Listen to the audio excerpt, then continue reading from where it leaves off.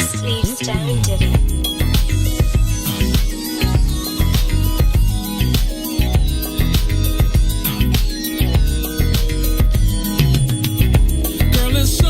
About the way you move, and it's something about the way you groove. Your body feels like we're dancing with the stars. Feels like we're floating like the clouds.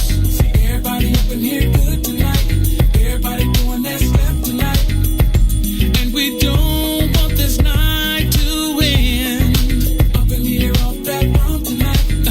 Everybody get some tonight. Ask the DJ, can he play this all night long? DJ, play this song all night long. Yeah. Till the early morning sun. We gon' dance. We gon' dance all night long. All night long. We'll be dancing with the stars. Feet don't fail me now.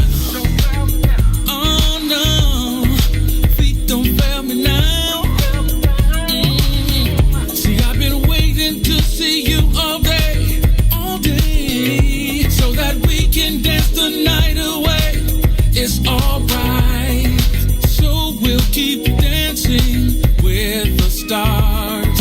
Let's keep on floating like the clouds. See everybody up in here good tonight. Everybody doing that step tonight. No, we don't want this night to end. Up in here off that rum tonight. Up in that rum tonight. Get some tonight. And I just pray the DJ plays this all.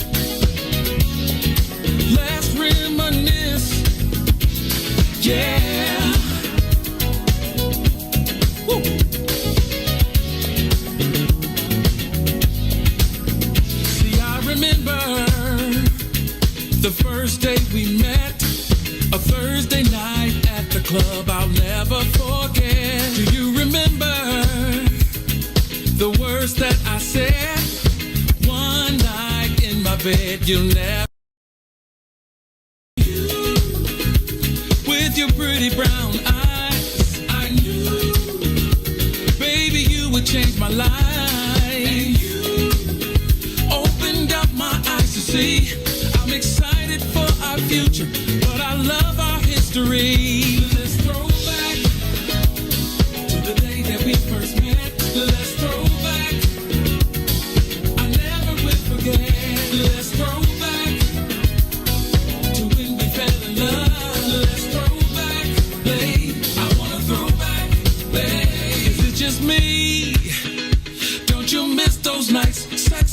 on the beach, playing Isley Brothers in between the sheets. And now we're taking flights from London to Belize, and we're popping bottles, endless shopping sprees. Still sexy as can be. I knew. WIFTBP. Live from your studio. You're listening to Book of Dawn. Book of Dawn with Dawn Milhouse.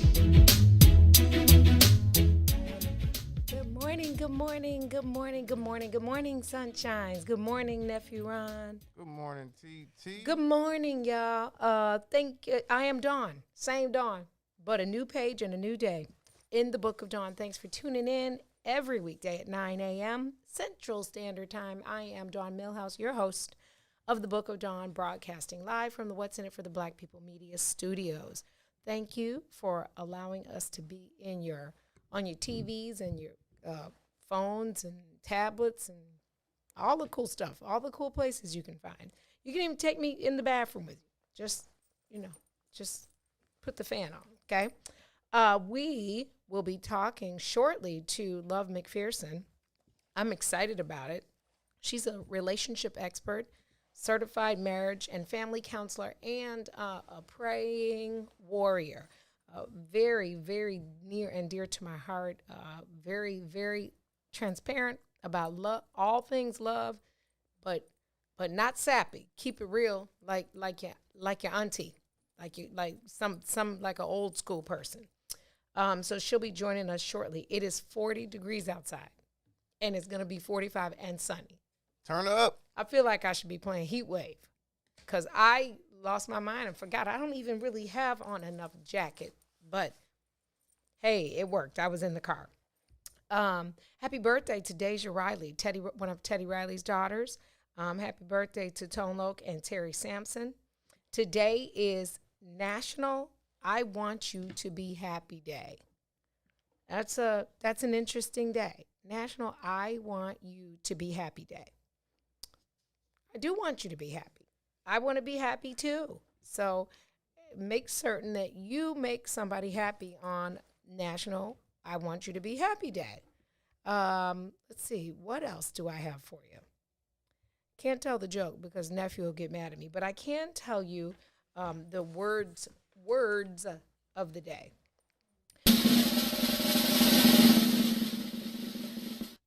The word, this is going to sound long. The word of the day is love. But then I have to tell you the kinds of love. The dictionary defines love as a couple ways. An intense feeling of deep affection. A feeling of warm personal attachment, like parent or child or sibling. A sexual, passionate desire. Those are the three ways. All of them verb, okay? Let's be clear, love is a verb. It is an action word. I try to, when I say things like, oh, I love that song, I try to catch myself. Because I don't love the song, but I like it a lot. But many years ago, somebody told me, stop saying you love stuff that can't love you back. And I like sneakers a lot, but I can't keep saying I love sneakers because sneakers are inanimate. They cannot, I can't love them. That makes sense. Like you're attaching yourself to stuff. For what, right? You know what I'm saying? Things that that don't even feel. They're not even, I like Earth, Wind, and Fire a lot. I like Stevie Wonder, but I'm the one that will always be like, I love Stevie Wonder. I don't love him. I mean, I don't hate him, but I for sure don't love him. So I'm trying to be mindful that I don't keep saying, oh, I love that, because I say it a lot. And when something happens to something you love, it hurts you. And that thing is not hurting. That sneaker is not. Like your sneakers get scuffed. You love them sneakers. Now you hurt. Them sneakers not ain't studying. In the old people voice, ain't studying. Interestingly enough, the Urban Dictionary, which y'all don't know how I feel about that word because that urban means city, but you know what they say urban, what they. Black. Yeah, that's what they be saying. The Ebonic one. The Urban Dictionary definition of love is the act of caring and giving to someone else, having someone's best interest and well-being as a priority in your life. I was actually kind of happy about that definition because typically when I go to the Urban Dictionary, I'm not, I find it what you find. no, because it's real like, when you like the way somebody twerk. I mean, this stuff is so random and off the friggin' wall. I'm like, that is not okay. So having love as a guest, having the word of the day be love, I thought it would be interesting to share with you the 4 kinds of love. There's several pronunciations, so nobody smack my dialect. These are not words in English. I listened to several variations of how to pronounce them. But you have the storge, spelled Storge, which is an empathy bond, like when you're empathetic, when you have empathy or affection for somebody, okay? Not sexual. The philia, Philia, which is your friend love. That's I would have, if I went urban, I would say, since it's philia, I would say philia. That's the homie love. There's eros, which is a romantic love, Eros. And then there's agape. That is unconditional love that only God can give. I'm going to say God and a parent, because I think I love my kids unconditionally. Do you think it's only limited to God? Well, it's most often, when they speak often about agape love, it's most often in connection with God. But it literally just means unconditional. It means unconditional, but that's a big word. Unconditional is a big word.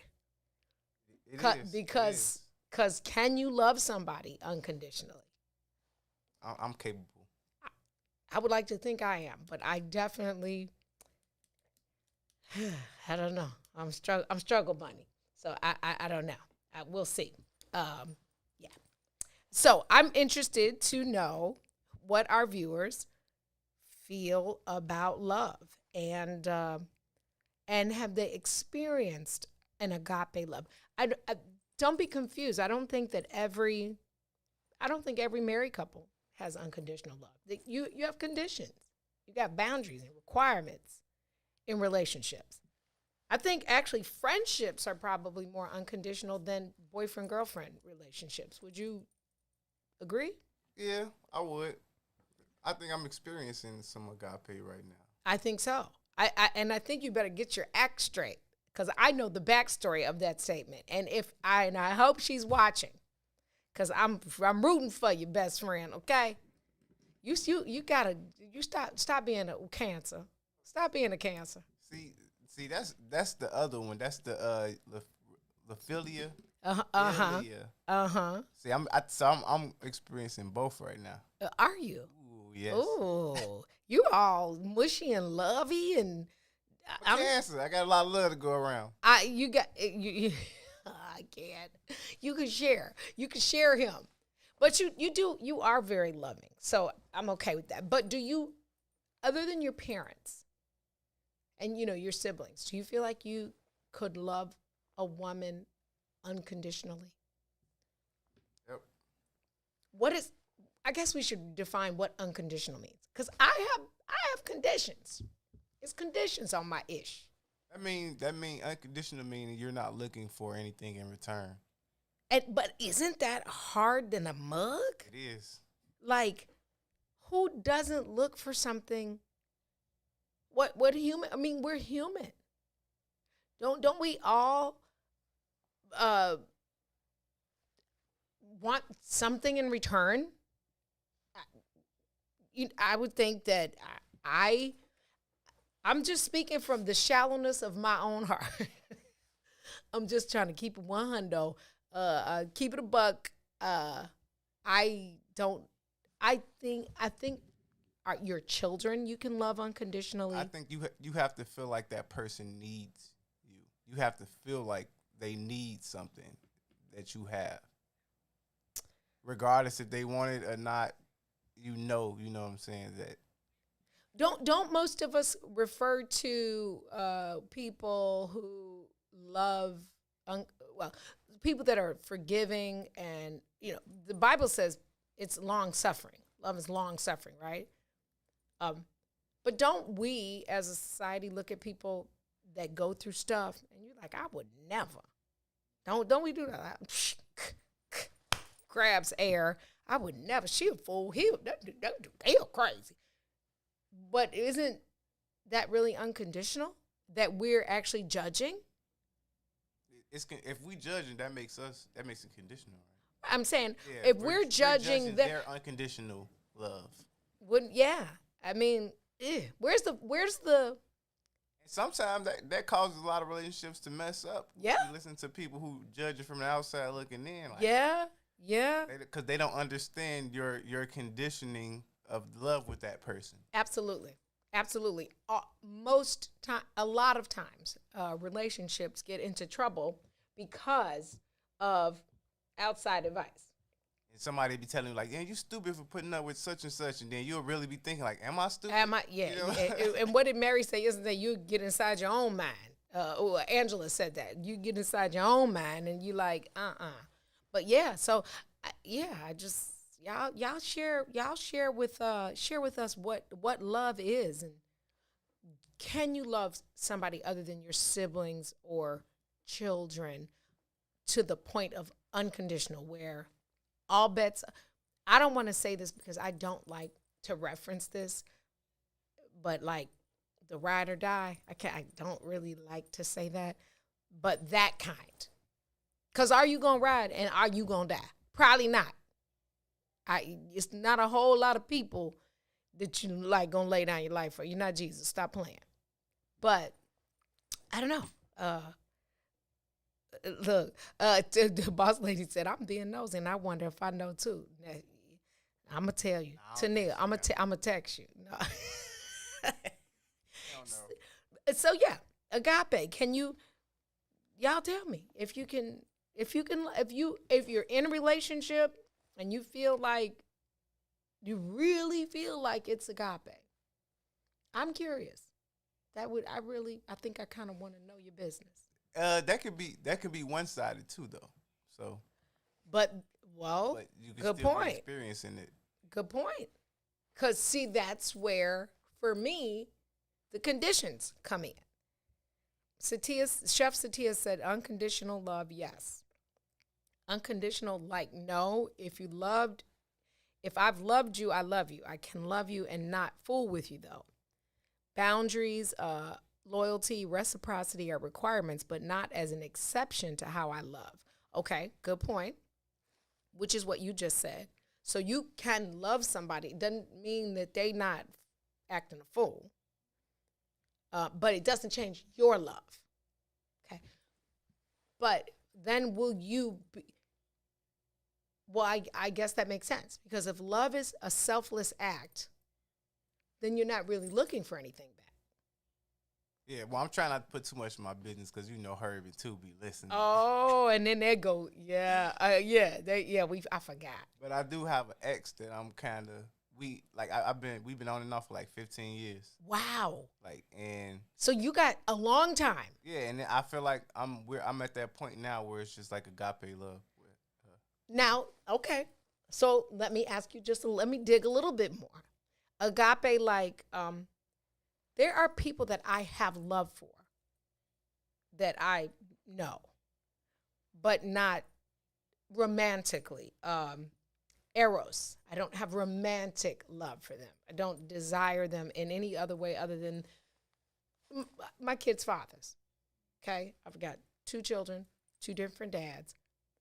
I'm not in love with them, but I have love for them. I created a child with those guys. You know what I'm saying?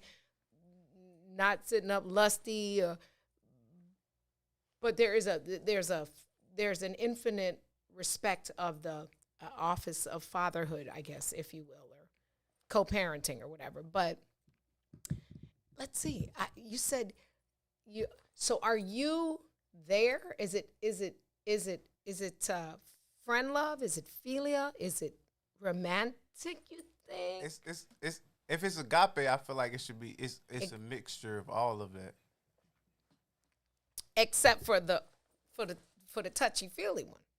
It can't be the romantic one because, well, I guess technically I don't know. Good point. Can be. Maybe we'll ask Miss Love that. That's a good point. Huh. I might have to ask my pastor that one. Because remember, I said we were on and off. So sometimes it's touchy-feely. Sometimes it's not that at all. But regardless of whatever it is, I still love her unconditionally. So can I get a little bit more in your business? Yeah. What about her has been able to capture a piece of you that 15 years later you still have fond thoughts of her? What about her makes you still have that fondness? I think it's just the person I fell in love with never changed. Oh, well, that's a big deal. Whoever she is hasn't changed. That's a big deal. That's a necessary thing to be in any kind of relationship, to be honest, because those representatives will come, and if you don't vet them well, you will find out who you really met. But you got to pay attention to the signs. Yeah. I just mean like character-wise. I love that. Yeah. I love. She a Taurus. No, she's a Virgo, actually. Is she? Okay. Boy, them Virgos just Selfish. Them Virgos, when it's Virgo season, my nerves be all the way bad. Them Virgos be talking about how private they are, but they tell everything. Like, I'm like, no, you're not. You private in your head. Stop it. I'm so private. Well, everything's on the ground, so cut it. But, yeah, I think that speaks a lot to her character. Is she the same age as you? Nah, she's actually 2 years older than me. That makes sense. This So was she? She was cookish. Stayed with. Oh, she was a little cougary. 15 years. I'm counting backwards. I know how old you are. 2 years, yeah, a little bit. Yeah, that's okay. Because I think I might get in trouble here, but I think every man needs an older woman. Me too. I just feel like I'm about to. I hope Herb and two are not listening. I feel like somebody older than you. I'm trying to say it where I won't be their soundbite later. I feel like the maturity of a woman that's older and has experienced a little bit more life can help bring a man into his own. I think because, if you take it from the biblical perspective, the man and the woman leave the home and cleave to each other. And a man typically looks for somebody in a woman that is similar to their mom. Good and bad. Depends on how they were, how the function or dysfunction in the home was. But I think 2, 3, 4 years, even probably 5 is a comfortable. She's a little bit older than him. I think guys need that. I think y'all need that. So yeah, I think on the flip side, call me whatever you want to. Max 5 years for man and girl. We talked about this the other day. That Lionel Richie stuff, baby. I was about to raise, because what we're not gonna do is the Lionel. Okay, that's just as nasty. Like, ew. Like, I do not ever want to be the lady who comes to Thanksgiving dinner with a guy that's younger than my youngest child. Aren't you dipping in a pool? Like, come on, like, stop. That's nasty. Yeah. No Lionels. Not anything over. How old is Gabrielle? Gabrielle's what? How much older than Dwayne Wade is Gabrielle Union? She's a boss. She a bossy older woman too. She's a real take chargey. She's badass, but she's take chargey. But yeah. So can you, as we talk about the kinds of love, can you just immediately come what comes to your mind? So she's 48 and Dwayne Wade is 39. Oh, snap. Oh, she got a young tender. Young. She went and got her young tender. That was how they meet. Look, sips tea. Okay, go on, get you a young one then. Shoot. That's what, 11 years? 9? Something like that? Like 9 years. And he love, L-U-H. He love her. Yeah, 3 kids. He love her. They go together. But you can tell she is, you know how girls call their man daddy or zaddy? She mama or whatever the other name is. Mommy, whatever the name. What y'all call old bras when you date them? Mama, what is zaddy, Mozzie, whatever that is, that's what he calls her. Because she's the boss. That's for sure. Yes, Ryan, I have Batman. Auntie, do you guys like my jacket? Do you guys like my? So this is my project. I'm working on them, and soon I will make them available for you to purchase. I get my little camouflage or whatever jacket, denim, and then my sister Lisa and I patch it up with all your favorites. So you know some of my favorites. You know what this is, right? That's the W flag. The Cubs. Ooh. Oh, nephew. You know what this is. You know I love bling, right? And that's my name, because one day I'm going to have all my shirts with the M on it, like Laverne. But I'm going to have an M. Like one day. And then I ordered these from the Army store, because there's an Army store, well, not an Army store, I'm tripping, Armed Services store, where you can get like this, and then you can custom your own name on it. I put this on because I am a soldier. I am a veteran, Teflon. I'm an OG, and I am a soldier. Teflon. And we're going to take a break. I'll tell you about the rest of them. What kind of love are you in? And what do you love, like food and stuff that you should not be loving, because it cannot love you back? This is the Book of Dawn. Stay tuned. We will be right back. WIIFTBPN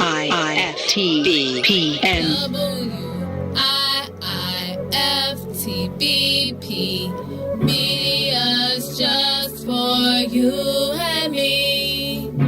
WIIFTBP Media's just for you and me.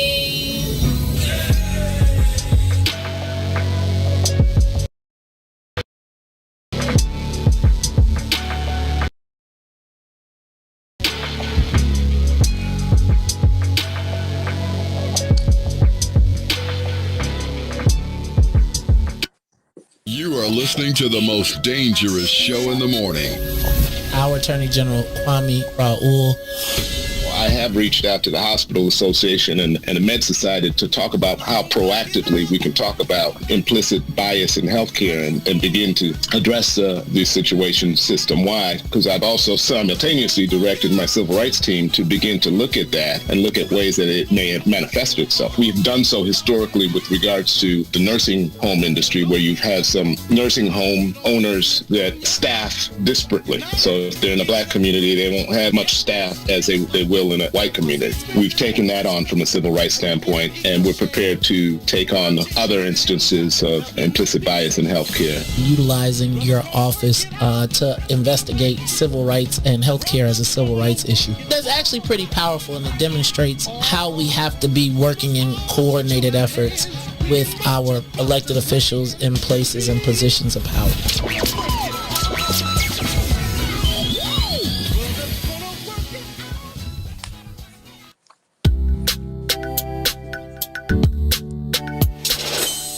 Sissy's Taco Bar Pop-Up is back with more hours and more days. Check them out at their new pop-up location at The Woodlawn, located 1200 East 79th Street. Sissy's Taco Bar offers authentic street tacos infused with international soul. Now every Tuesday, Thursday, Friday, and Saturday at The Woodlawn from 12 p.m. to 7 p.m. New vegan tacos have been added to the menu too. Visit sissytacobar.com for more info.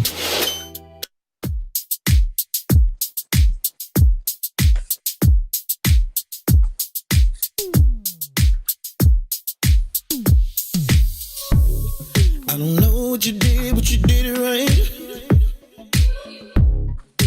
Girl, you make it look so easy.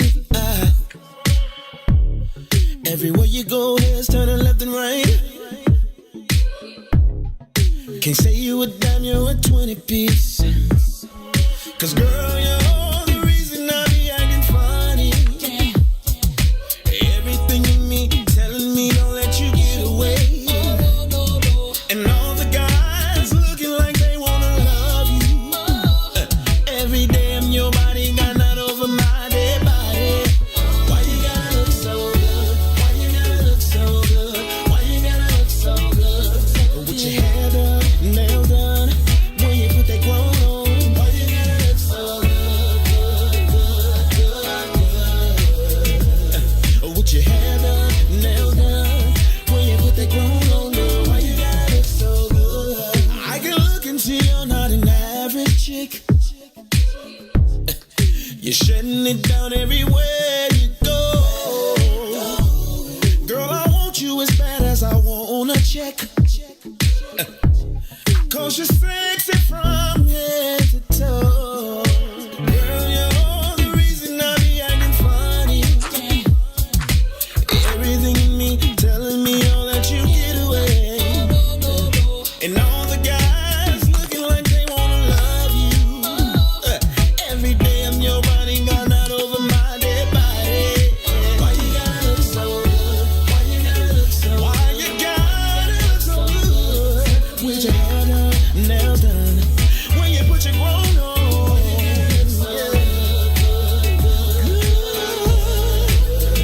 It's something about you when you put your grown on. Oh, when you're waking up straight out of bed, girl, why you gotta look so good? Oh, when you're at the job just taking a break, girl, why you gotta look so good? In the club turning up, why you gotta look so good? Wait, let me. Why I gotta look so good? Oh, one day I'm gonna be able to answer that question. I know, Slick. I know that this was on there. I had to be on their mind when this song was made. Welcome back. You are tuned into the Book of Dawn on the What's in It for the Black People Media Studios. We are joined by somebody that I literally love. So I can say that about this because we didn't mute her, did we? Miss Love, can you hear us? Miss Love, can you hear us? Barely. Okay, maybe I'm not speaking loud enough. Is that better? Can you hear me? It's kind of low, but okay. Is there a way? Try again. Okay, Miss Love. Hello. Miss Love, can you hear me now? I feel like Verizon. I can hear you. You're pretty low, but I can hear you. Okay, I'm gonna hold this microphone like I'm a singer. Good morning, sunshine. Love McPherson is a relationship expert, a certified marriage and family counselor, but to me, she is much more than that. I met Love McPherson through a very dear friend of mine named Deborah Farmer. I met her at a 6 a.m. women's prayer group that we did rain, sleet, snow, or is that on our side? No. On me? That's on me? That's on her side? Yeah. Okay. You gotta help me with the techie. I don't know what the fella to do. You her real quick. Okay.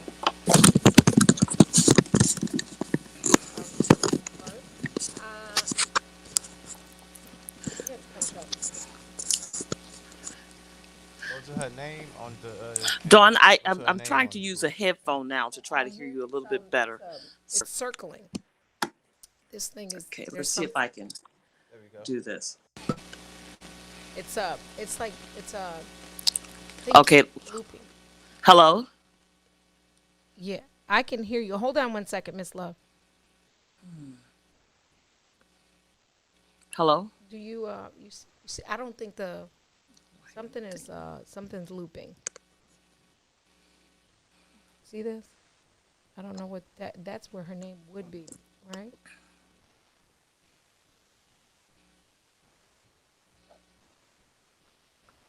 Oh, there. Hello? Okay. Okay. I can't hear anything now. Hold on, Miss Love.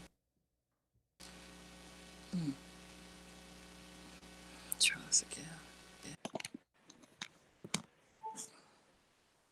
Go ahead. Okay. Okay. We're good. Miss Hello? Love, can you hear us?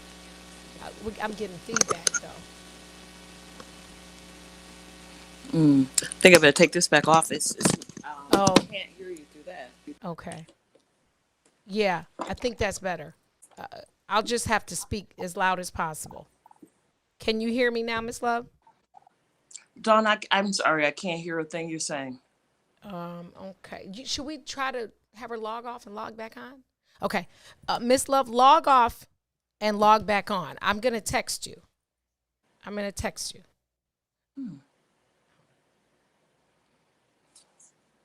Because we can hear her perfectly. Yeah, now. hold on. I'm gonna have her log off and log back on. Hold on. Have her. It's not giving me my pad. Can you turn your volume up on your side? Okay, we're gonna have her log off and log back on. I just text her, and that way that'll be easier. I tried to put on headphones. I don't know if you hear me or not. I tried to put on headphones as well, but I'm still not hearing anything, even with headphones.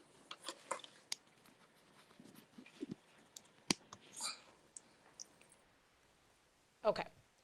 In the meantime, we'll go back to. Can I drop it? Okay. Hold on, one day. Mary Q. Hello? Come show me how you do. She's Hello? gonna log off and log back on. Hello?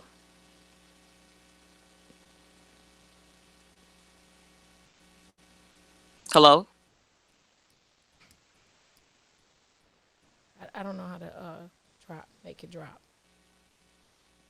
That sounded like a party. Oh, cool. Look at you. Oh, right. If I should just leave the room and rejoin it. Maybe.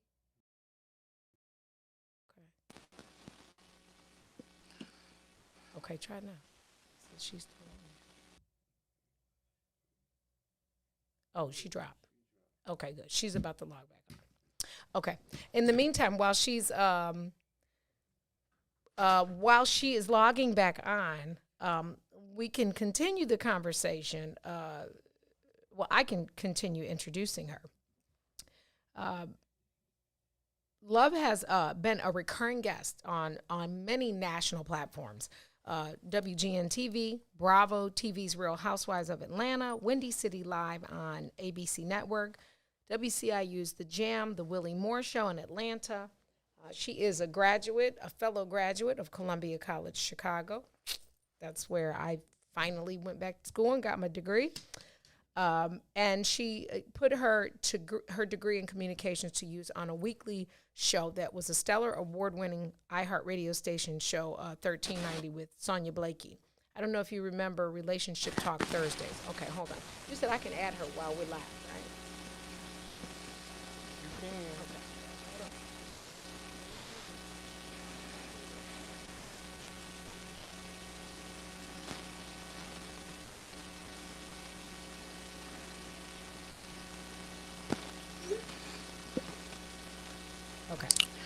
Can you hear me? Can you hear me?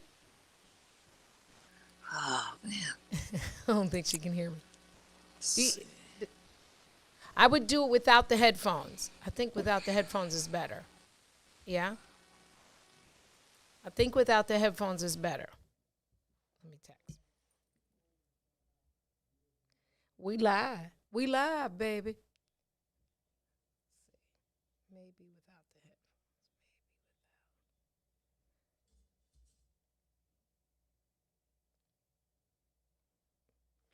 headphones. Okay. Let's see now. Okay. Miss Love, can you hear? Are you able to hear me now? Any better? Let's go to break. Okay. We'll take a break and we'll be right back. WIFTVPM. In the 90s, with the black girl, where you from? In the 90s, with the black girl, where you from? In the 90s. Parenting in a Pandemic, powered by the Chicagoland Mom Squad, hosted by me, Tennille Jackson.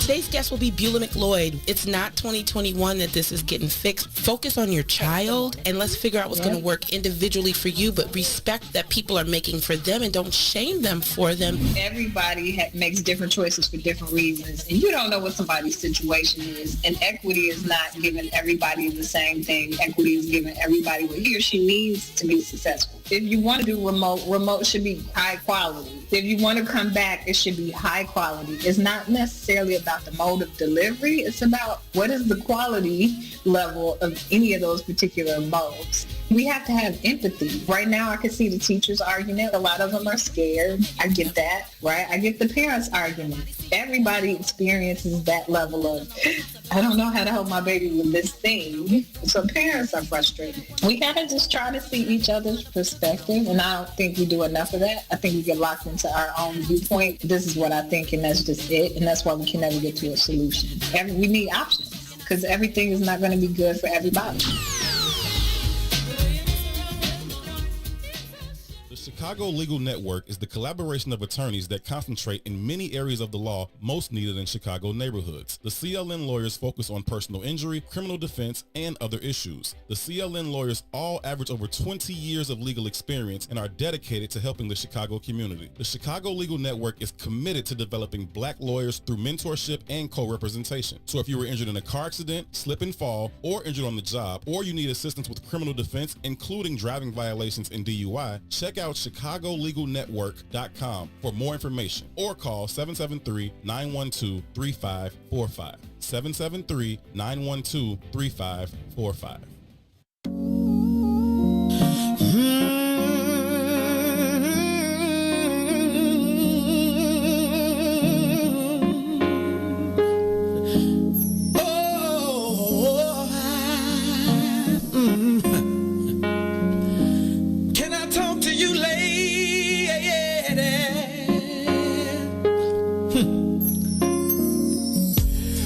The other day I ran into a good old friend of yours, and I had to ask her, how have you been?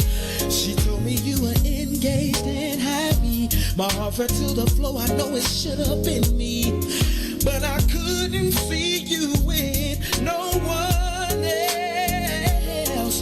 But I'll believe it when I see you stand.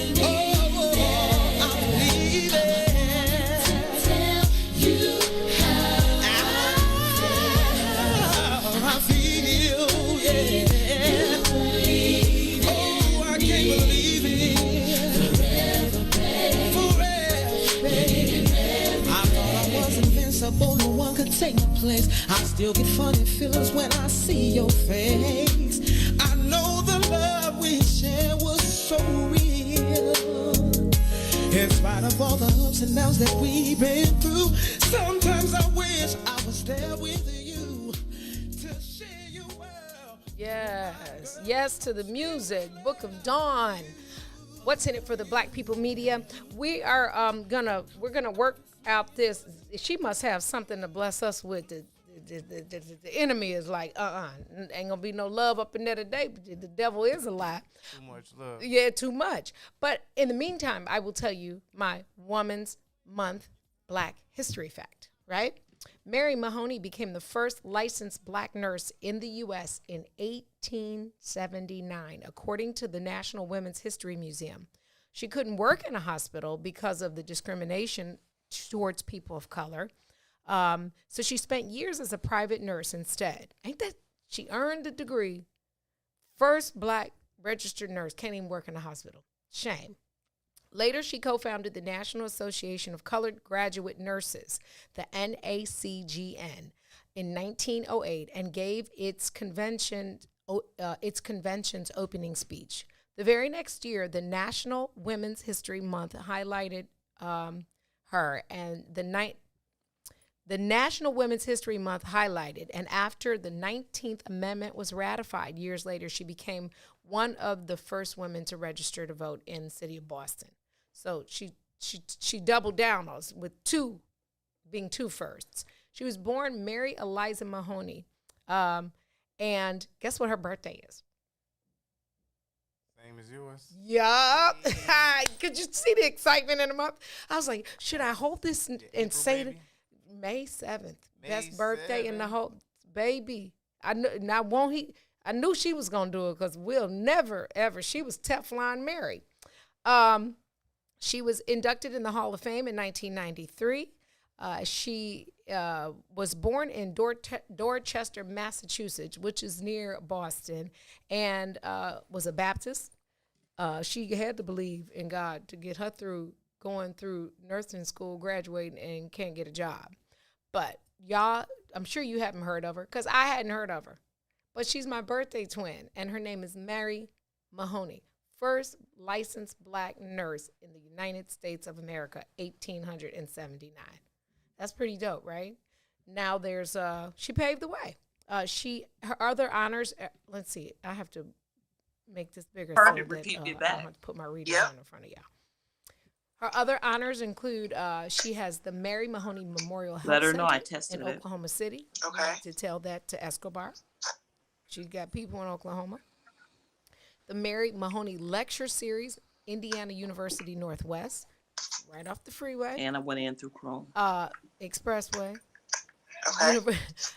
She is represented. She has a resolution in Congress, 2006, resolution number 386, and also the Mary Eliza Mahoney Dialysis Center in Boston. She's not. I'm not. I'm in the waiting room. One day they're gonna say that about me while I'm living.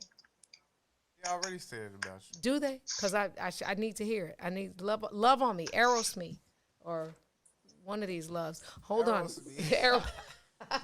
not calling me Aerosmith. Hold on, I think she's back. Let's see what we working with. Let's see. Okay. Look at Donnie. Okay.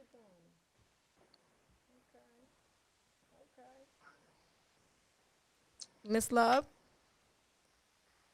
Good morning, Miss Love. Hello. Can you hear me? Hello. Yes. Can you hear me?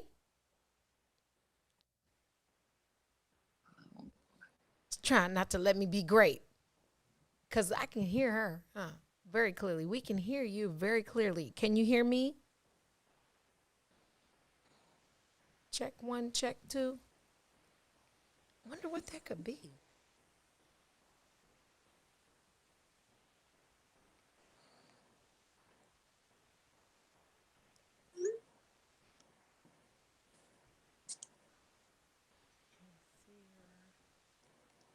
Miss Love, can you hear me? Maybe. Oh, she disappeared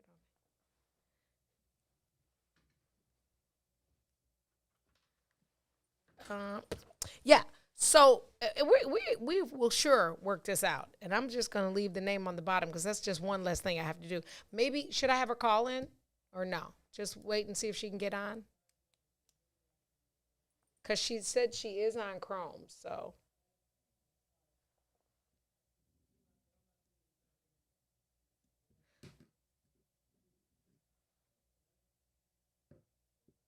Look, let's take a break and come back at 10 and do the joke, and I'm going to plug up my computer.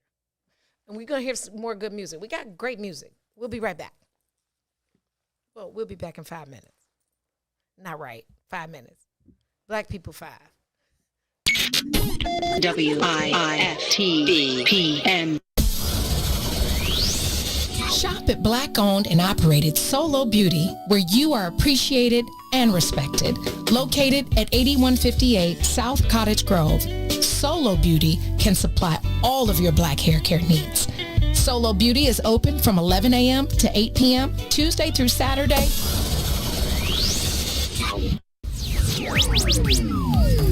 All right, well, Angela Oyafumike. As you know, this is I Do, I Did, I Don't on the What's in It for the Black People media. Start our way into this journey of divorce and healing. So we came together under a survival of friendship, of being in love. First being friends, and then being in love, of growing in love. We came together we're trying to survive, with 2 kids trying to survive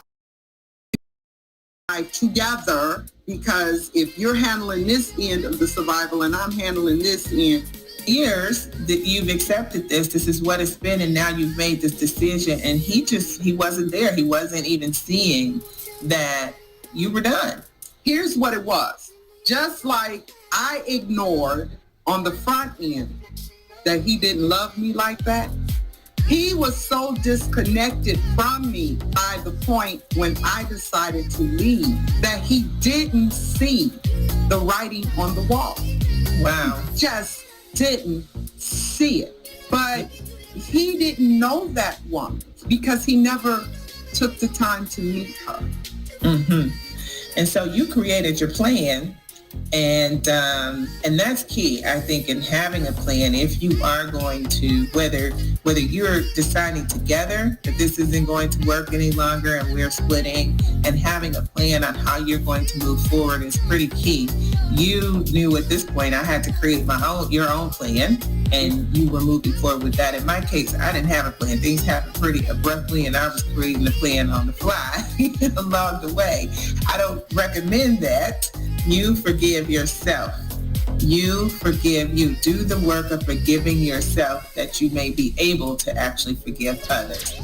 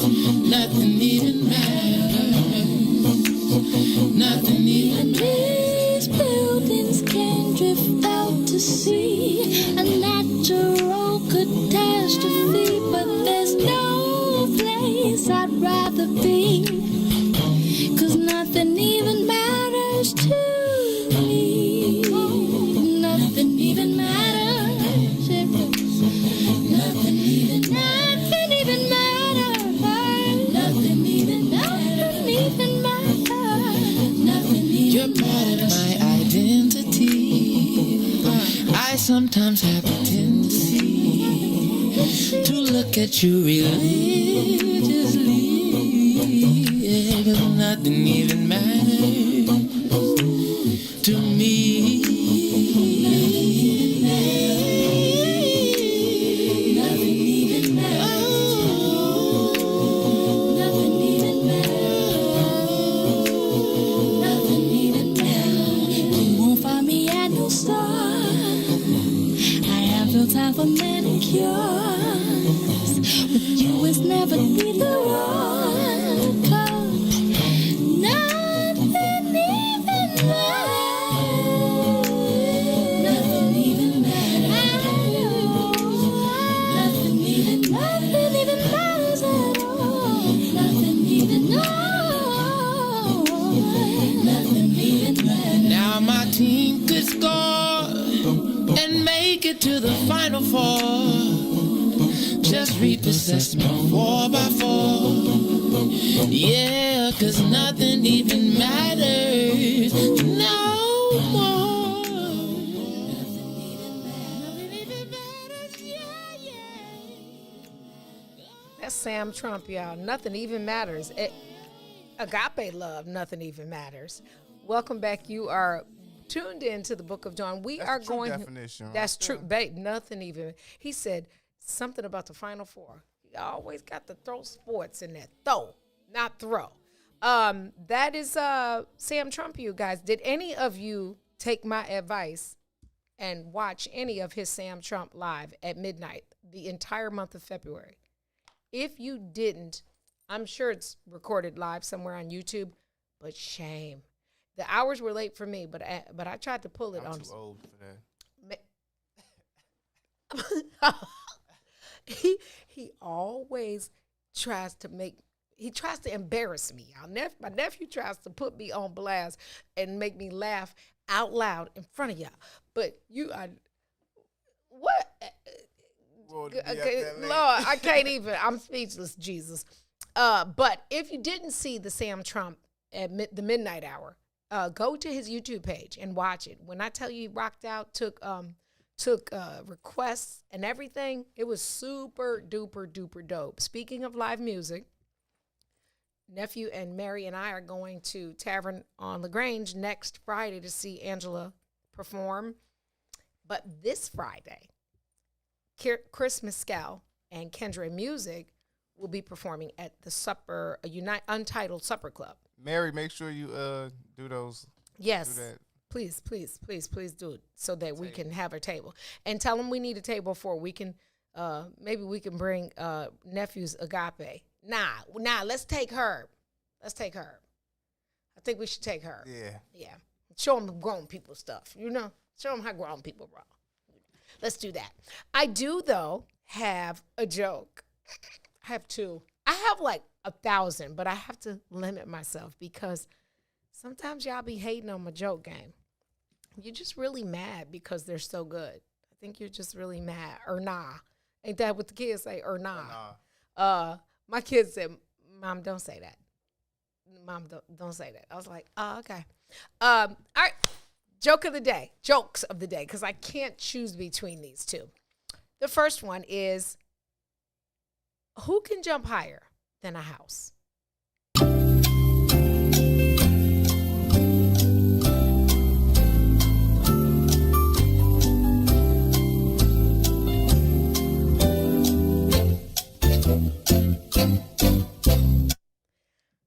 Who can jump higher than a house? What say you, nephew? I'm stumped. A chimney? Chimney cricket? Nobody, because houses can't jump. Your mouth moved at the same time. I love that soundbite. Like I said it. And literally, I'm like, I should have videotaped that. Yeah, nobody, because houses can't jump. And according to the old movie, Maze was talking about canceling culture earlier, right? About all the cancellations because it's, Dr. Seuss books. Jesus, I got all of them. I have Dr. Seuss books from when my kids were little that I refuse to give up. He's a racist? That's what I heard Maze and Todd talking about it. There was definitely some, I did a little research and there was definitely some back in the 1920s and stuff, he was doing some racially insensitive stuff. But like Todd was saying, that was a different era of time. I don't know. Maze's question to his poll question was, what is the limit of canceling culture? And so, because I only brought that back up because I was about to say, when I said houses can't jump, I thought about Wesley Snipes' movie, White Men Can't Jump. But then I had to catch myself because I was like, should I be saying that or not? But yeah, that's a great subject, because what is our limit? What is the limit? Ain't no agape with that, huh? Take that back to love. Nope. No agape with that. At all. Yeah, I need y'all to leave Buckwheat and her Fat Albert alone. Okay, I like them shows. I just do. I mean, if that's the case, Tom and Jerry wouldn't have just had another movie come out, because the lady that used to whoop them was the slave. Tom, yeah, she was a big old fat slave. So they just re-released the movie. I wonder if her voice in the movie. I haven't seen it. Have you seen it? It came out while I was gone. I haven't seen it. I doubt it though. Yeah. Well, you remember her? She was, she was like Big Bertha. Did I tell you I went to a wedding last week? How could you not tell us that? Even the cake was in tears. It was so emotional. You didn't get it. I said, even the cake was in tears. It was so emotional. Even the cake? Cake. Wait. I just, I had to. You just threw that joke. I had to, because if there's no way, because it's not kind of a joke. It's kind of like a funny statement. So I had to throw you off with the culture to get your mind off the jokey. And Tennille said her voice is not in the movie. Interesting. You think that's got something to do with the fact that we know she was heavy set and the cleanup lady? Interesting. I like Dr. Seuss. Green Eggs and Ham, Cat in the Hat. I'm here for all of it. But, and I heard that he illustrated his own books. I didn't know that. Oh, I didn't either. He's super talented, and I just celebrated his birthday. His birthday was yesterday. And they made the announcement. They said that there were some schools on the East Coast that had already begun doing that, but there's some other books in the last year that have been taken out of the educational system for racially insensitive stuff. I'm just thinking, like, literature is literature. If you have the right parent or the right teachers or the right counselors, part of that is the learning experience. How do you know the difference or the indifferences if it's not present? It's hard to teach it if it's not in your face. But it's hard when the literature is being thrown at you and forced on you. Well, I would say that there should be a greater amount of diversity in literature. Do they even have literature in high schools anymore? I know we had it all 4 years, but I went to private school. So I'm wondering do they even have that? I think I had like for 2 years. And what kind of books did you read? We really did. You did. Use What high school did you go to? I went to CVS. Oh, right, that's right. They was winging it. There was a lot of, I guess what I would say is maybe throw a Nat Turner book or something in there. So I had AP literature my sophomore year. I already knew. And my smart self, probably in Spanish, AP Spanish literature. And my teacher, the whole year, all we did was poetry, because she was a ex-dean, and so she really wasn't a teacher, and she was a poet, so we really just did poems the whole school year. All variations of them? Yes. That's why you loved when Leslie Honoré was on, because you understand the language of it. And that's probably why you're so artsy, like career-wise. Writing and performance kind of stuff, because that was obviously, poetry is rhyming. Yeah. So that's cheap. And it's actually a science to it. Yeah. Oh, without a doubt. And so many variations. similar to love, that we never really know where, like haiku. You didn't go to private school, but I know you know the difference in haiku. There's like several different kinds of poems. Like all poems don't rhyme. And they're all not, roses are red, violets are blue. It's not all that. If you could, you're a beast once you get past that level. Yeah, you will. But we learned. I did go to private school. I was fortunate enough for my mother to continue struggling to make certain that we were afforded what was not afforded to her. But yeah, so let's get back to this love question. I need somebody to tell me if you're literally capable of loving unconditionally. If as a human wait, I'm not talking about your friend. Let me make it myself clear. In a relationship, I don't care if it's mano y mano, girl on girl, whatever your flavor is, okay, whatever Kool-Aid you drink. Is it humanly possible to love a human, a flawed, imperfect human, unconditionally, with like no conditions? And what does that look like? Is that you never challenge them, or they just can be disrespectful, and you just be like, okay, what does that look like? I'm curious. Because it seems like to me. Nah, I don't go like that, because sometimes you got to check the people you love, too. I feel like if you don't hold them accountable, you don't love them. And that's coming from a fuss box. But yeah, you can't step on my pinky toe. Can't step on it. I'm 2 times, and but I just would want to know. So, in your relationships, have you loved?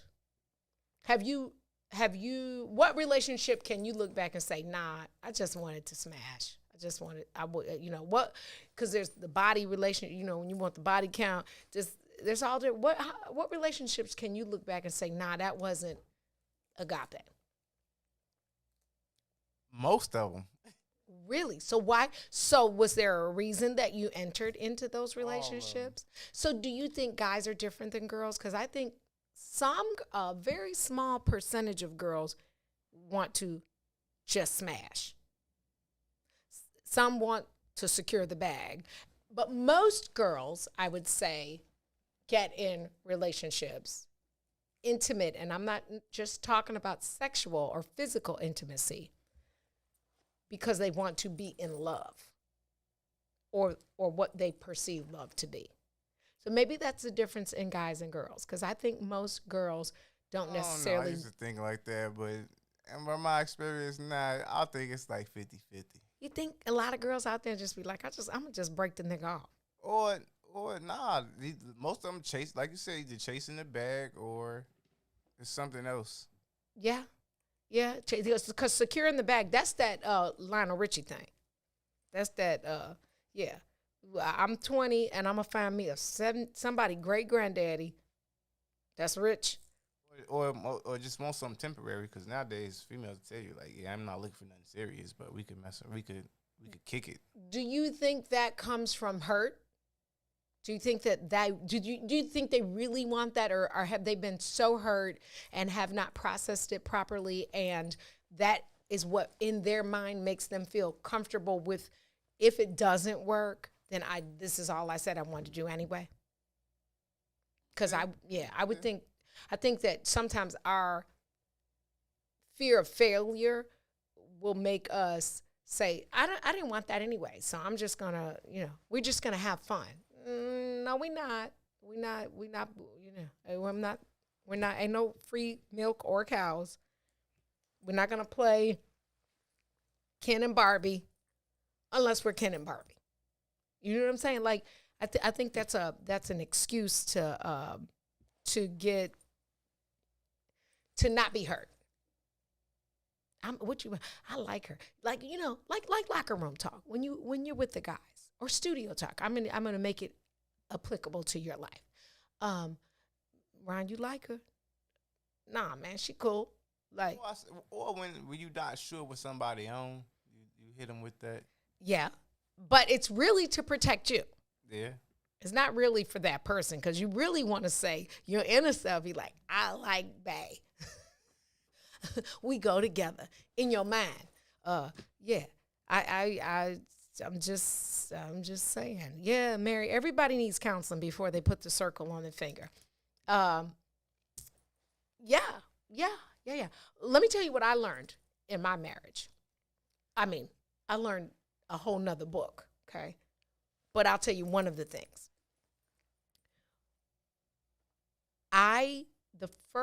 When my husband stopped wearing his ring, I was devastated.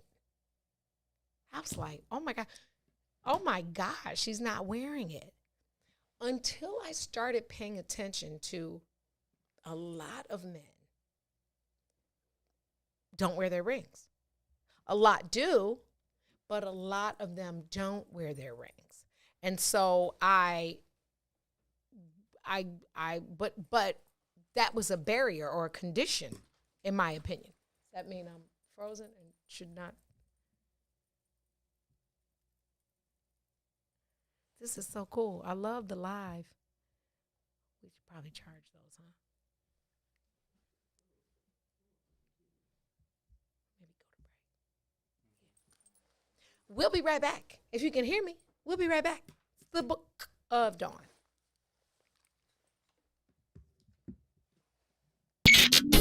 WIFTBPM.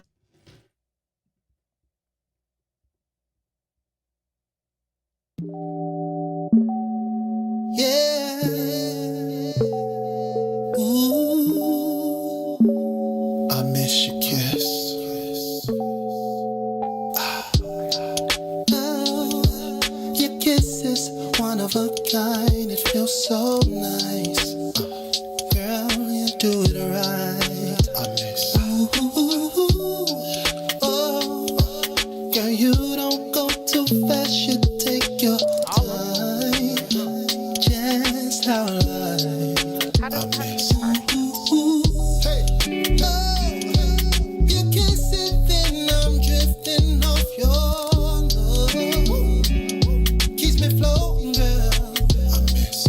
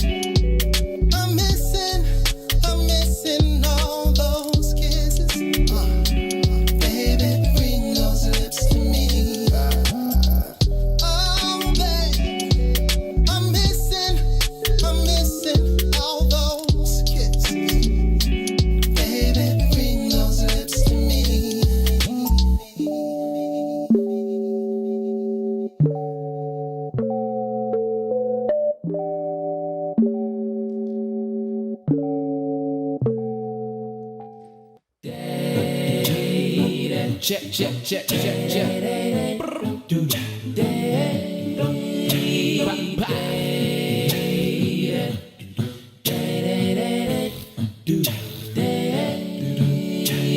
Oh, please, don't you rock my boat. 'Cause I don't want my boat to be right. Rock my boat.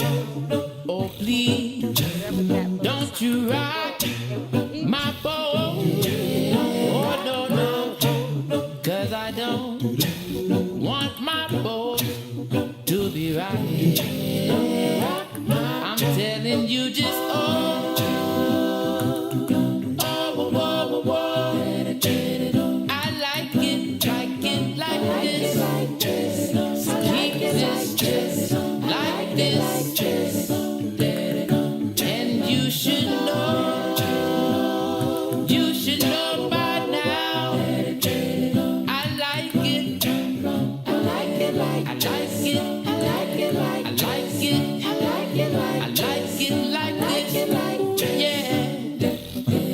Satisfy my soul. Oh yeah. Satisfy my soul. Every little action satisfy my soul. There's a reaction satisfy my soul. Oh, can't you see what you've done for me? Oh yeah, I'm happy inside all of the time.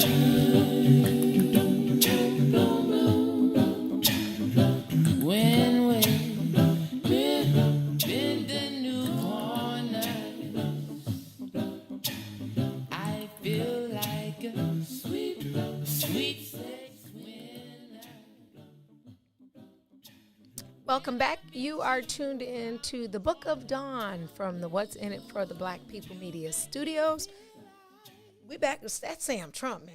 He's just like I just went on vacation. That song takes me on vacation. Like Mary Q said, she feels like she needs a beach hat and a white dress, and I'm thinking and some palm trees and a mango margarita. Yeah, that's yeah. And the smell of jerk chicken somewhere. That was very take me to the islands, man. So where do we leave off? We left off at the ring, the dreaded ring. So when my husband stopped wearing it, I felt some kind of way. And then how everybody say it, I felt some type of way. But then I realized, I started really like overly paying attention. A gang of men don't wear their wedding rings, and it doesn't. Here's the thing. I learned not to equate that to the love. Although I thought the presence of it, and then I had to question myself, why was it such a thing for you? Because that's an outward symbol. I think I was caught up into the. So it's no point in wearing a ring. No, I think it. What I'm saying is, I don't think it equates to the value of how somebody could love you. Because I could take my ring off right now. I'm just not real talk. I'm not taking this mug off. Because if this mug come up missing, just right here, this salad on my hand, I'm not there. You got to cut this finger off of me, brother. That's the argument all millennials make nowadays, millennials make nowadays. Like, why do we need to get married? Why do we need a ring to symbolize our love? Why do we need to a ring, according to the Bible, is an outward symbol. I think there's value in it. I just don't think that when I look at older couples that have been married eons and eons of years, they're not waking up every day to wear the ring. Okay, so is marriage, is going through the whole marriage thing even necessary? Going through the whole ceremony? Yeah. I think that you should honor. Isn't that an outward thing also? Well, you can go to the justice of the peace. I wouldn't, because for me, I subscribe to being married by a man or woman of God. The pastor who married us was a woman. I don't subscribe to. I mean, if the courthouse works for you, then that's cool too. But I do believe. I think that's a budget choice. I think some people do that. For instance, like if you're going to get if you're having an island wedding, you typically go to the justice of the peace so you can actually get married, and then you really are just going over there to celebrate it. I think a ring, it means, I think I learned through watching other relationships and other married people, even like my sisters and brothers. My brother-in-law hunts. He does not wear his wedding band every day. They've been married almost 30 years. I think that, and I'm certain he loves my sister. I look at pastors. I look at average guys I know. I don't think waking up to wear it every day or not wearing it doesn't mean that you don't love that person. Now, let's be very clear. Let me be very, very DH. Some folks, guys and dolls, take their rings off because they don't want the outward symbol to mess the game up. I am not absolving any of them from what you own, because on both sides of that fence, though, some girls, I pay attention when you have your ring on and when you don't have your ring on, and vice versa. And so, but there's exceptions to every rule. But then it gets tricky because some of your partner could be like, "Oh, you tripping?" Like when you you're not wearing your ring today. I don't think it's for that purpose. Yeah. And Well, then, your mate could be like, "You tripping?" Absolutely. There are times. I did that. I went through that for not a little bit of time. Like it was a thing. It was a freaking thing, right? And then when I started paying attention and saying, "Is that for me?" So it was like a self-reflection. Is that for me? Because the reality is that if the partner is gonna do whatever they're gonna do, they're gonna do it with a ring or not. You can have ring on and be a full hooker. You know what I'm saying? It's so that's when I released myself from it. Put it. I'm gonna stop. I want you. I want this, but I will say that I went through a variety of phases in my previous marriage where I wore a ring, then I didn't wear a ring, and then we got separated, and then I used that. That was like I never put it back on, and then one day for a gift I put it back on. But then, when you out in the universe, then the people that met you without the ring on, even though they know the situation, be like, you got to take that mug off when you come around here, right? And so what happens is, this is, again, a previous life, and I'm going to be 100% straight up. Yeah. I think a lot of times people, when you're playing and you're insecure playing, then you take off the ring. And then you go into the game because you're scared it's going to blow your game, right? So you go out and you do your thing and you take it off because you don't necessarily understand the married. There's a whole category of people who will be attracted to you because you have the ring on. And it gives them the freedom to be like, I could do what I want to do with you. You probably got some stability about yourself. And that ring then means that I ain't got to be bothered with you. Absolutely, because a lot of girls seek that out. Right. And that means that you got something, and you got something to lose, so that in the event that this goes to the left, I still got something I can hang over your head. So I would tell you that the dude that takes off the ring going into that plans to take off his ring is probably new and inexperienced in that life and is trying to, and he probably has someone who is questioning why you're wearing it, or don't wear that around me. Dude, you ain't been, you know what we doing. And then what happens is somebody's asking why you are wearing the ring. Somebody asks why you ain't wearing the ring. And then it turns into this whole debacle. So I would tell you that my belief as it relates to the ring game, and I now, so that I had a whole different life, but I would tell you that now I wear my ring because of my pride in my wife. Okay. Right? Like, yo, cuz I belong to somebody. Like, and somebody that I want you. Gosh, you almost made me cry. No, but no, I feel like, I like belong to something. Like, and no, it is not, to me, it's not so much to make you feel better. It's like, yo, I'm proud of what I'm doing. I'm out here, I'm in the game. I got a cold ass wife, and And quite frankly, what essentially winds up, the more you show love to your own wife, then the more other people be like, let me get a piece of that, even if I could just get a small piece of it. Let me touch the hem of his garment. Right. And so I think that when you was talking about this and I wanted to stay out of it, but I think like I have played that whole space and I have come to the full recognition that new players take off their rings. Or if they ain't used to it, if you got game and you doing your thing, you gonna rock with what it is because you ain't trying to tell no secrets. You want to be clear. It is what it is. Yeah, right. And so don't be surprised. What happens is the people that take it off and then be trying to surprise. The thing I would tell people is you got to get a person a choice. Well, okay, so let me ask you and this. the ring takes that question away. Let me ask you this, though, because I agree with you. But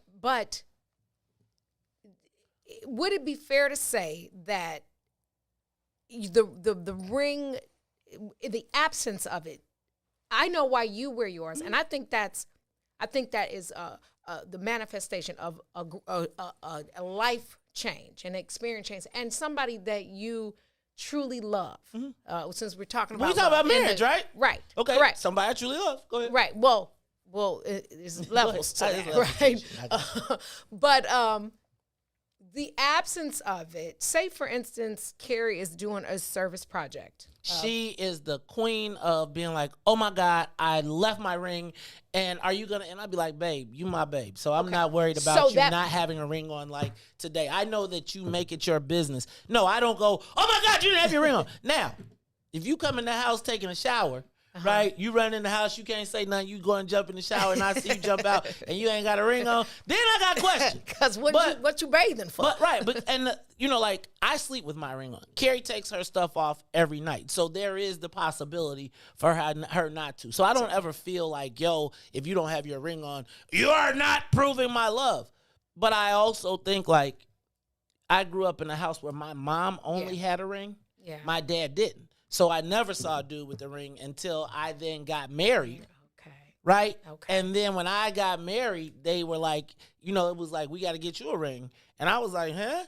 And then it was like icy and all that stuff. And I was kind of like, oh, I got to wear this, which wasn't a problem because then it was like a fashion statement. Right. It was like, oh, this blinging. Look, check me out, right? I was like, this goes to my, but I do think that that wedding ring oftentimes to me is not for when I wear my wedding ring, I don't wear it for her, I wear it for me. Yeah. And I don't think that the lack of, but if you got it, right?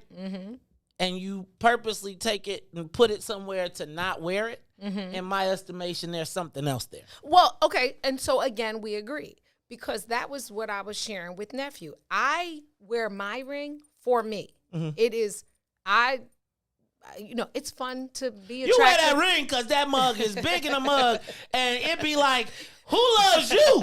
Jesus Christ. You put that mug on, and people be like, is this the Taj Mahal around this mug? I'm going to smack and you gotta stop. No, you be, look, that's that ring where, you be like, excuse me. When you're left-handed and you're really right-handed. Right, you use your left hand. But, and you know me. So it's cool to be the it girl, but I have a level of respect that I want people to perceive me in what I am doing related to this. And so that's what I was trying to get nephew to understand, that I had to separate myself from that, meaning the everything. Yeah. I know the game in it, and I know the game on both sides. I've been on the other side. We know. Look, you ain't tripping. We know. No. We know. I was Done. baby. I could have gave side chick lessons. First University of all, of side could chick. have got about 20 of them too. So I'm sure you probably got a few of them stacked somewhere. I ain't gonna trip because I'm sure somebody has offered you a mansion or some shit. Oh, excuse me, something at some point. Oh, you can curse on this show. No, you can't. Yes, you can. No. Okay. Well, you can until next week. Okay. Till the memo comes out. Till the memo. Oh. Till the memo comes out. You gonna stop me from cursing? Well, I'm gonna stop everybody from cursing because what's happening is that's a life change. Well, but here's the thing. What's happening is, as we continue to go down this path of we don't care, Right. Facebook is like, okay, you don't care about your brand, so we're going to stop extending your distribution, right? So we keep playing videos from everybody. Like, we don't have no respect. If we don't respect the process, sure, then they be like, well, if you ain't interested in expanding your audience because you want to offend them or you want to whatever. And like, I was just reading them standards. Okay. And it's like, they got levels to how they deal with it. Gotcha. So one way is we'll chop you off. 2, we'll mute your stuff. 3, you won't be getting distributed as farly as you are. So when you look up and you ain't at 25 or 30 or 37 or 40, it's because you've chosen a path that says that your audience is this, not this. So wait, look, because this is personally. Yes. Excuse y'all, I'm having a conversation with my brother boss. Yes. I have to really catch myself. No, Sometimes I don't curse a whole lot, but I curse. I don't. I'm saying like this. Just cursing for wanting to be cussing just because we can. Yeah. Is not helping our network. That makes sense. Right now, I am not going to say like, just like people slip one or like something will happen. Yeah. But the filth, flarn, Right. and quite frankly, you can see it in people turning off. Right? Gotcha. Tuning out as we start to, as our negativity increases, our numbers change and our distribution changes. Okay. And the analytics of who they're going to give your show to. And serve it up. So I'm not going to serve up a curse-filled show to because moms. you want your audience to, Okay, well then that makes sense. Yes. So I'm gonna. When you hear me screaming about the music, and I'm like, "What is this filth?" It's like you're pumping it in, and they're saying, "This is where this algorithm goes," and it's spiraling south, not north. Gotcha. Wow. It's like protect the brand, because again, I always say like. You got one show. Everybody's got one show a day or whatever they got. Right. But your show can destroy the whole network. Gotcha. Just because you decided you was freewheeling today. Right. The whole network can feel that. Gotcha. So I would say yes. Don't fight me on the cursing. No, I won't fight you. I'm gonna fight myself because I gotta catch myself. This one already is like the eyeballs, but I don't like. I do cuss a little bit. You curse a little bit, but just think about this. If we are going to be ABC, CBS, NBC, we're not going to be HBO. Right? We're going to be the broad where people tell their kids to sit in front of the TV, or mom is at home working. I want her to be listening to Dawn's show. Gotcha. I don't want to have to jump up and run and be like, turn that down because the kids are here. Right. Gotcha. Fair. Okay, so y'all heard a married man and a married woman with 2 different but same spaces about the ring. I'm curious to see what. Now, Ron, do you understand now from Maze's? Don't listen to him because he don't know nothing. He doesn't. These millennials be like, free love. They still talking about free love. They talking about if it feel good, it count. Like you can't mess with these millennials, man. They be around here. But we got to learn learn the babies. We have to learn the babies. No, man. I be listening to these millennials at night. You know it's Wednesday. Oh, you sharks. listen to Week Wednesdays? Yeah. Yeah. And you be like, wait, what's going on in the world? Who raised I'm completely you? out. Right? Who raised you? You got to watch. Look, I'm going to get out of here. Ron, so do you understand now? Because your question, which I want his perspective, okay? Because I can only give you my perspective from my experience. Your question was then, what about the being married in front of people? What is the value of any of that? Because from your perspective, millennials are like, well, let's just kick it because of, I guess, the watering down of the ceremony and the ring and the wedding. Did I repeat that right? Yeah. You know, I think that marriage, regardless of how you do it, is about the commitment. And it is about finding someone that, and let me back up, not commitment, because you have that's a covenant. Mm-hmm. Amen. And a commitment and a covenant are different. Now, we don't observe them that way, but think of a commitment as something that you can find the line. Think of a covenant as a contract. Let me think about, with a commitment, you can find the line and break it. I had a pastor that said, pour salt into sugar. Mm-hmm. And then separate the sugar from the salt. And that's the difference between marriage, a covenant, and a commitment. That's deep. Because a commitment, you can't separate it. You can't find it's two become one, literally, right? And so you can't separate those things. Now, as it relates to marriage, I think I don't know if we are meant to be monogamous, but I do know that we need companionship. Sure. And that's grown people talk right there. That's grown. And companionship, if the price of companionship is monogamy, everything has a cost to it. Like, I think like people like, we ain't meant to be this way. We don't just flow. At some point, you have to have a level of discipline that says, this is the path that I'm going on. And so when I choose to get married, or I choose whether I'm not built to be monogamous or not, now I have to have discipline. When you talk about why do people get married, if you take out the ceremony, because, right, my first marriage was a ceremony, and I tell you, if I could get that money and put it on the house, and that was the best day of your marriage, was the day of your wedding. Right.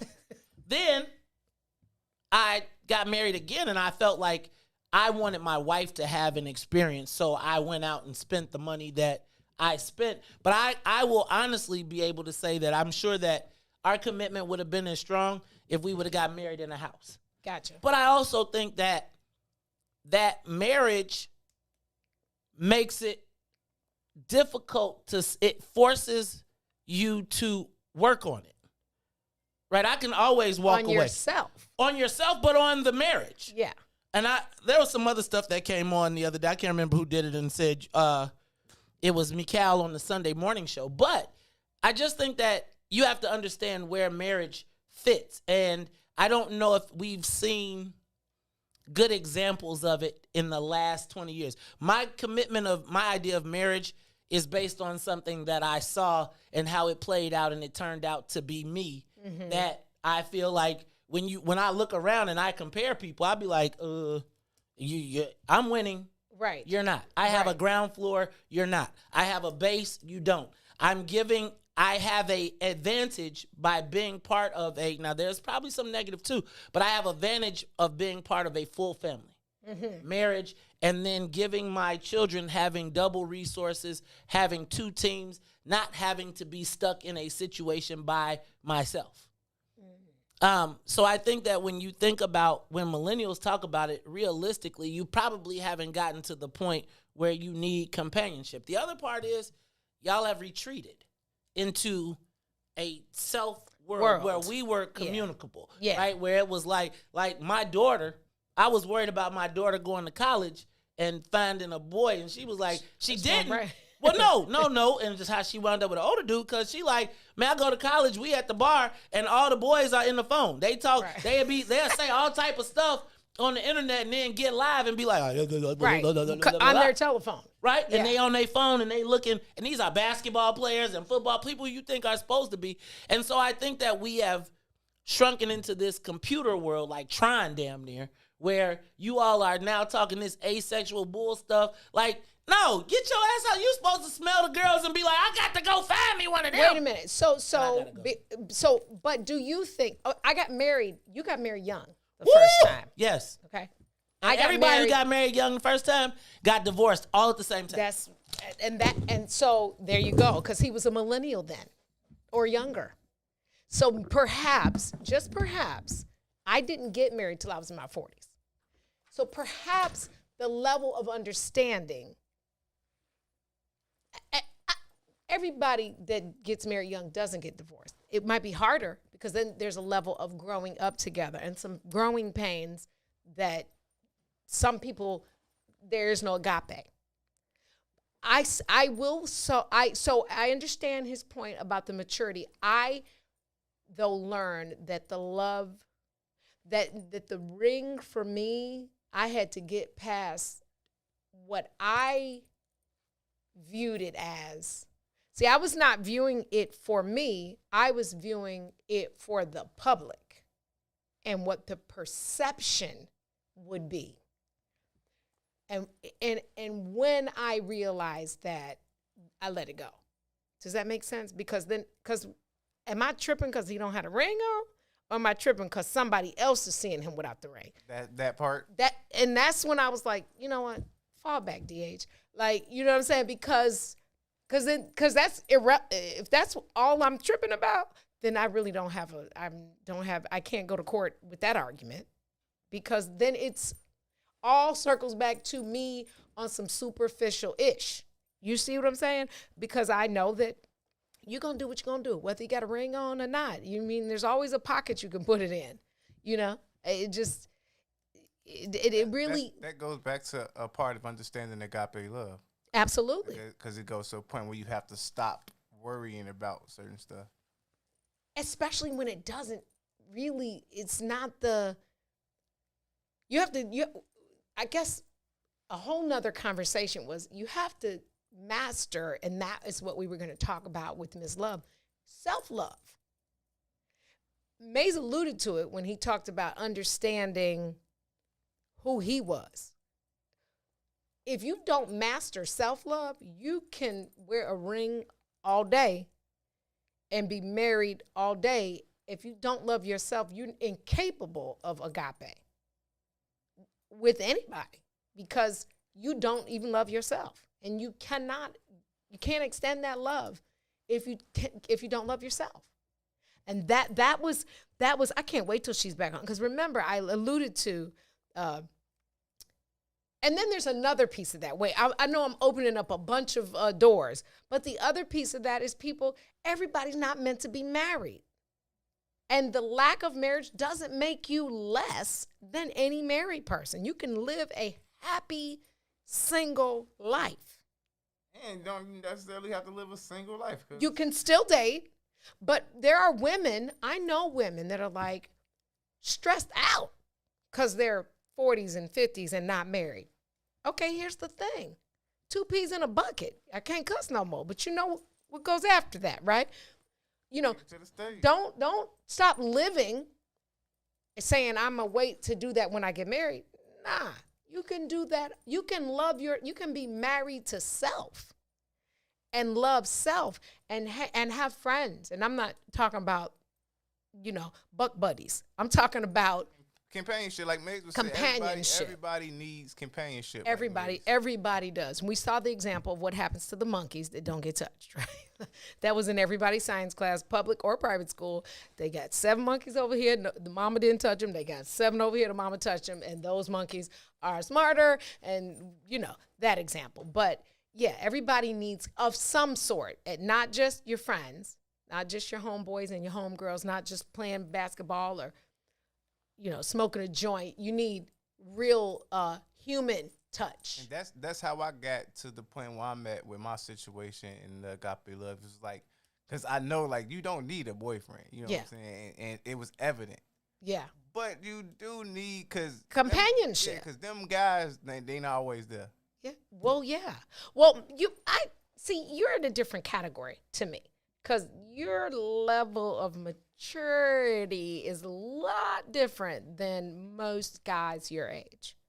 I'll be trying to explain, like, I get bunched in with the millennials, but I'm kind of like feel like I'm stuck in between 2 generations. Yeah, you know what? Which is a good place to be.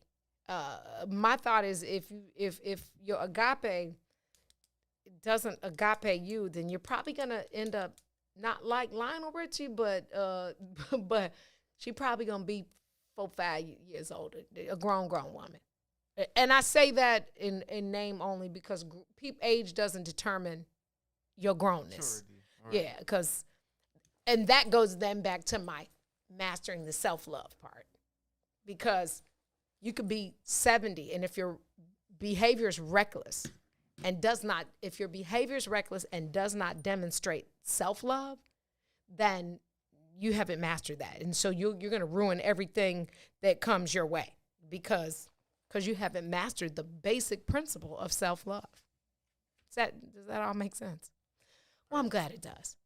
That was interesting. I hope Miss Love watches this before, and then maybe she can chime in. She's married to the love of her life. They met in high school.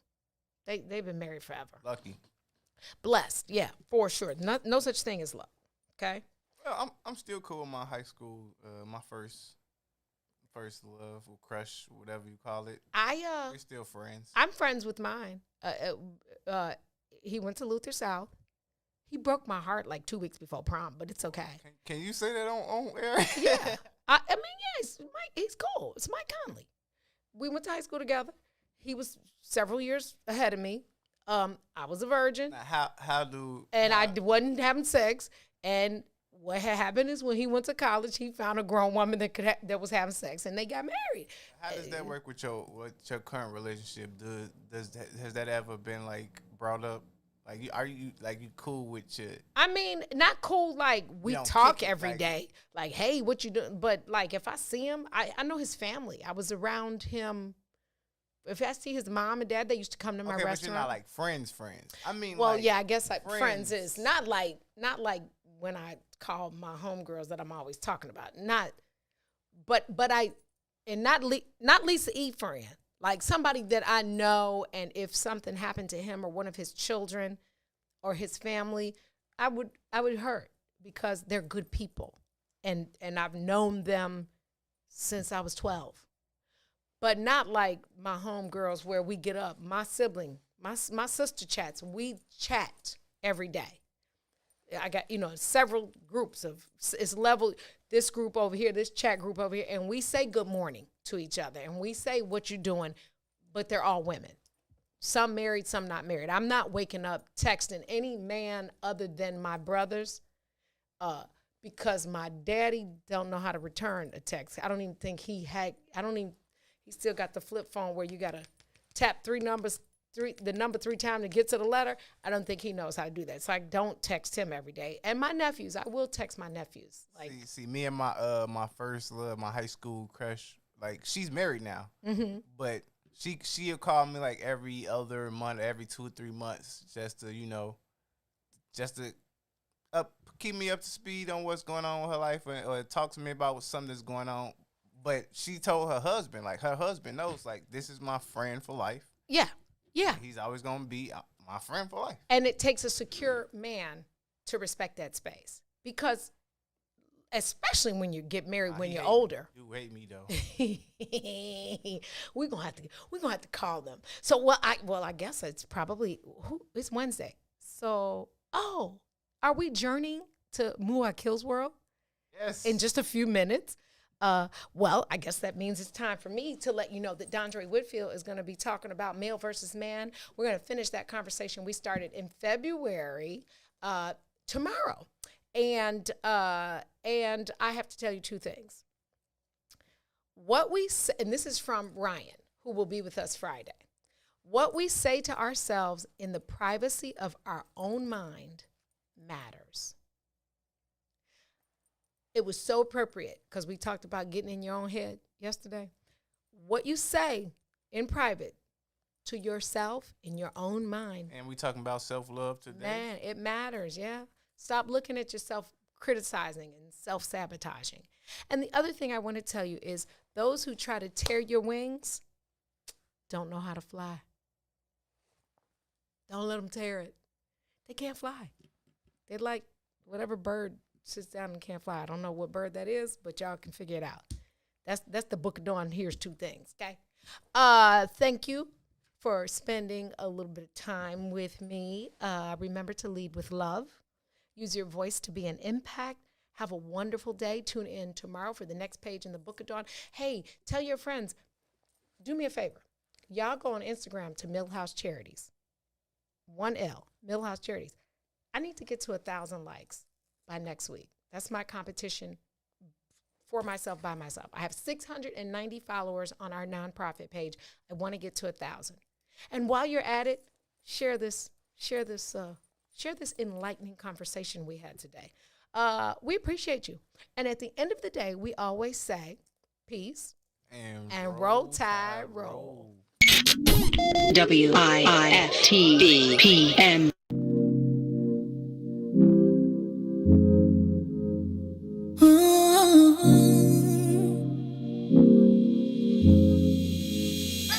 You see me, you see him, my best friend. He hold me down like ankles fighting the waves. Apply not to my crime, yeah, I do time. Till I'm with you, I'll be counting the days. Yeah, ooh, been through so many things, but we always get through. Yeah, ooh, it ain't always perfect, but it's worth it.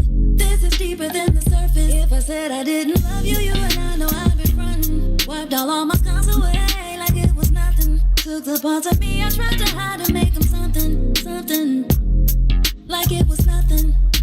Ooh, something about you, baby.